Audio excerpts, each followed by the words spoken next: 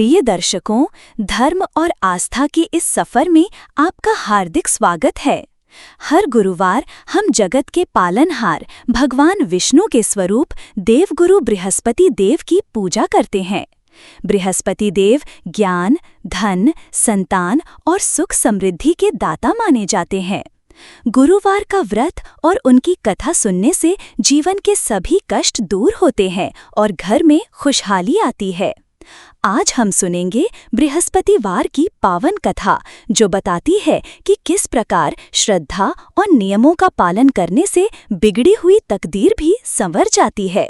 तो आइए श्रद्धापूर्वक इस कथा का श्रवण करें। एक समय की बात है, किसी नगर में एक बहुत धनी साहूकार रहता था। उसके घर में धन दौलत की कोई कमी नहीं थी। सब प्रकार के सुख साधन उपलब्ध थे। साहूकार स्वयं तो धर्म कर्म मानता था, परंतु उसकी पत्नी और पुत्रवधुएं उतनी आस्थावान नहीं थीं। साहूकार की पत्नी गुरुवार के दिन घर की साफ सफाई करती, कपड़े धोती और अपने बाल धोकर घर के जाले साफ करती थी। ये सब कार्य बृहस्पति देव के दिन करना निषेध माना जाता है, क्योंकि ऐसा करने से घर की लक्ष्मी और समृद्धि बाहर चली जाती है और देवगुरु का अपमान होता है।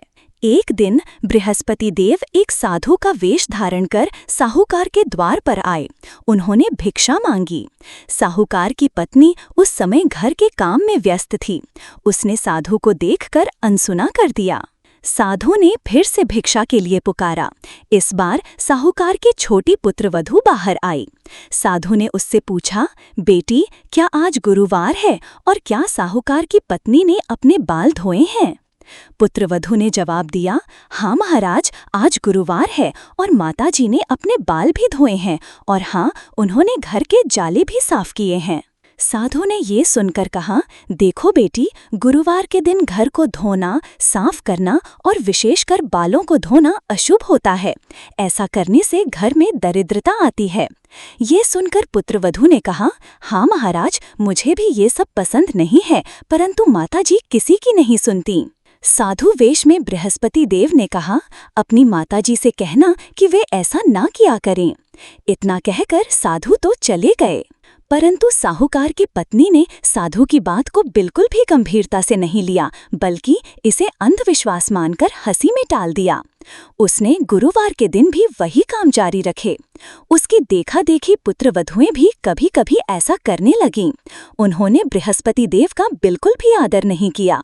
धीरे धीरे इसका परिणाम दिखने लगा। साहूकार का व्यापार मंदा पड़ने लगा। जहां से धन आना था, वहां नुकसान होने लगा। उसके जहाज जो दूसरे देशों में व्यापार के लिए जाते थे, वे डूब गए या लुट गए। घर में रखा धन धीरे धीरे कम होने लगा। साहूकार और उसका परिवार गरीबी की ओर बढ़ने लगा। जो घर धन धान्य से भरा रहता था, वहां अब खाने के लिए भी दाने मुश्किल से मिलते। उनके नौकर चाकर सब उन्हें छोड़कर चले गए। साहूकार और उसका परिवार दाने दाने का मोहताज हो गया। साहूकार की पत्नी और पुत्रवधुएं बहुत दुखी रहने लगीं। उन्हें समझ नहीं आ रहा था कि ये सब क्यों हो रहा है। वे सोचने लगे कि हमने ऐसा क्या किया कि हमारी ये दुर्दशा हो गई। उनकी दुर्दशा देखकर एक दिन वही साधु, जो वास्तव में बृहस्पति देव थे, फिर से साहूकार के द्वार पर आए। उन्होंने देखा कि जो घर पहले इतना समृद्ध था, वहां अब गरीबी और उदासी छाई हुई है। साधु ने साहूकार की पत्नी से कहा, माते, तुम बहुत दुखी लग रही हो, क्या कारण है तुम्हारी इस दुर्दशा का? साहूकार की पत्नी ने रोते हुए कहा, महाराज, क्या बताऊं, एक समय था जब हमारे घर में धन दौलत भरी रहती थी। हम सुख चैन से रहते थे, परंतु पता नहीं किसकी नजर लग गई, हमारा सारा धन नष्ट हो गया, व्यापार चौपट हो गया। अब तो खाने के लिए भी लाले पड़े हैं। हमें समझ नहीं आता कि ये सब क्यों हुआ। साधु ने मुस्कुराते हुए कहा, माते, ये तुम्हारी अपनी करनी का फल है। तुमने गुरुवार के दिन बृहस्पति देव का निरादर किया। तुमने उस दिन घर के जाले साफ किए, कपड़े धोए और बाल धोए, जबकि ये सब कार्य उस दिन नहीं करने चाहिए थे। बृहस्पति देव का अपमान करने से ही तुम्हारे घर से लक्ष्मी चली गई और ये दुर्दशा हुई। साधु की बात सुनकर साहूकार की पत्नी को अपनी गलती का एहसास हुआ। उसे याद आया कि एक बार पहले भी एक साधु ने उसे इन कार्यों को करने से मना किया था। उसने हाथ जोड़कर साधु से अपनी गलती की क्षमा मांगी और पूछा, महाराज, अब आप ही बताएं कि हमारी ये दरिद्रता कैसे दूर होगी, क्या कोई उपाय है? साधु वेश में बृहस्पति देव ने कहा, हाँ माते, उपाय है। यदि तुम सच्चे मन से अपनी गलती स्वीकार करो और गुरुवार के दिन श्रद्धापूर्वक बृहस्पति देव का व्रत रखो और उनकी कथा सुनो तो तुम्हारी दरिद्रता अवश्य दूर होगी और घर में फिर से खुशहाली आएगी। उन्होंने व्रत का विधान बताते हुए कहा, गुरुवार के दिन प्रातः जल्दी उठो, स्नान करो और पीले वस्त्र धारण करो।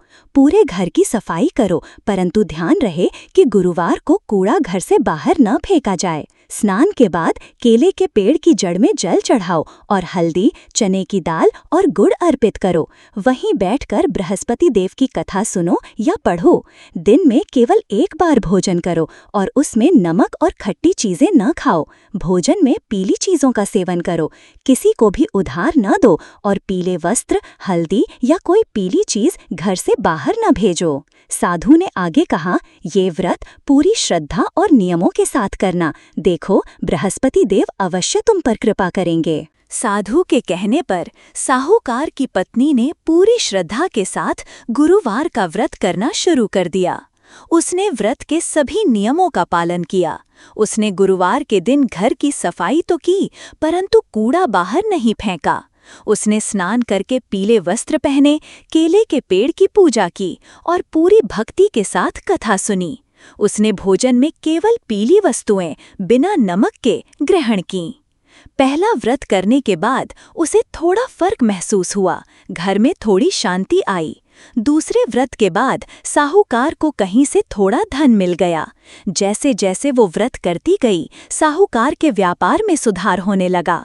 उसके डूबे हुए जहाज़ों में से एक सकुशल लौट आया और उसमें बहुत सारा धन और सामान था। घर में फिर से धन धान्य की वर्षा होने लगी। साहूकार का घर पहले से भी अधिक समृद्ध हो गया। जो नौकर चाकर चले गए थे, वे वापस आ गए। साहूकार और उसका परिवार फिर से सुख शांति से रहने लगा। उनकी ये खुशहाली देखकर साहूकार की छोटी पुत्रवधू ने अपनी सास से पूछा, माताजी, ये सब कैसे हुआ? हमारी गरीबी एकदम से दूर हो गई। साहूकार की पत्नी ने उसे सारी बात बताई कि कैसे उसने बृहस्पति देव का निरादर किया था और कैसे साधु के कहने पर गुरुवार का व्रत रखने से उनकी दरिद्रता दूर हुई।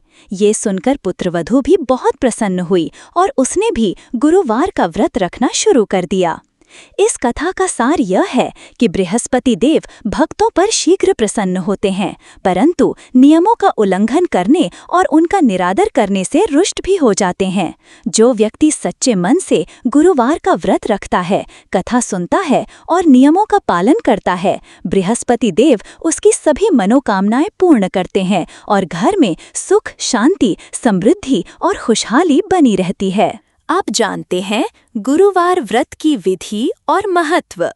गुरुवार का व्रत आप किसी भी मास के शुक्ल पक्ष के पहले गुरुवार से शुरू कर सकते हैं। यह व्रत 16 गुरुवार तक रखना शुभ माना जाता है। व्रत के दिन सुबह जल्दी उठकर स्नान करें, पीले वस्त्र पहनें, घर की सफाई करें पर कूड़ा या जाला बाहर न फेंकें। केले के पेड़ की पूजा करें, पेड़ पर जल चढ़ाएं, हल्दी लगाएं, चने की दाल और गुड़ अर्पित करें। बृहस्पति देव की प्रतिमा या चित्र के सामने बैठें। उन्हें पीले फूल, पीले चावल, हल्दी मिलाकर चढ़ाएं। दीपक जलाएं। बृहस्पतिवार की कथा सुनें या पढ़ें। बृहस्पति देव की आरती करें। दिन में एक बार भोजन करें। भोजन में नमक, खट्टी चीजें जैसे नींबू, दही आदि न खाएं। केवल पीली चीजें जैसे बेसन के लड्डू, बेसन की रोटी, चने की दाल, केले आदि का सेवन करें। घर से किसी को भी पैसे उधार न दें। पीली वस्तुएं जैसे हल्दी, पीला कपड़ा आदि घर से बाहर न भेजें। बृहस्पतिवार व्रत का महत्व।